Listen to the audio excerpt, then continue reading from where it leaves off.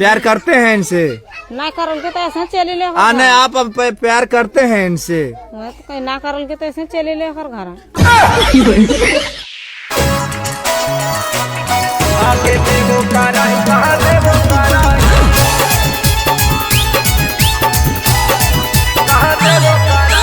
अनोखा recording studio Patna.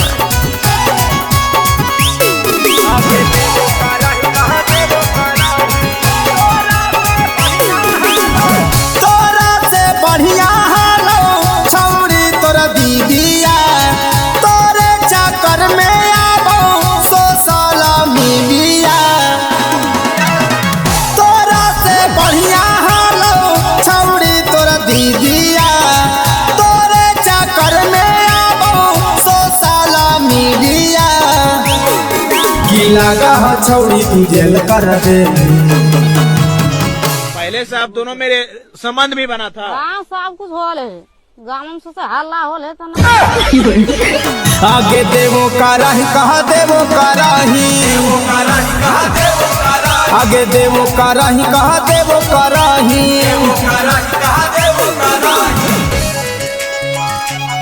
आगे देवो कराही कहा देवो कराही।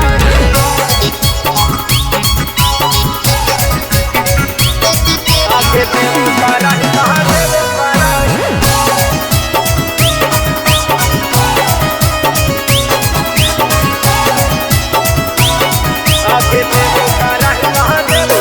आगे काबो मिलना जंगले में, काबो पहाड़ में, अलागा हऊ की भेज दे महजेलावे तिहाड़ में।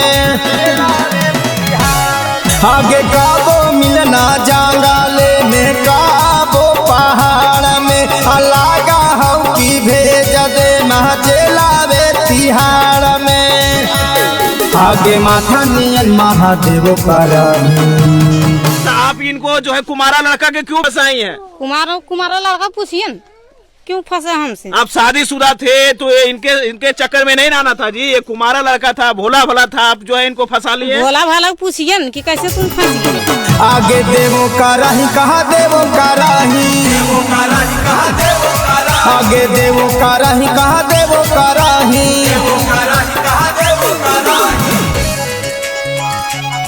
आगे देवो कराही कहा देवो कराही।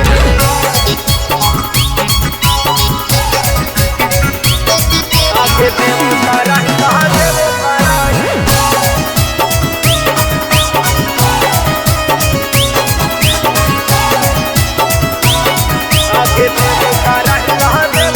आगे 6 महीना से कराहाना हमारे से बतियागे, तो पहले ना बतैना हल्की हालो तोर संगतियागे।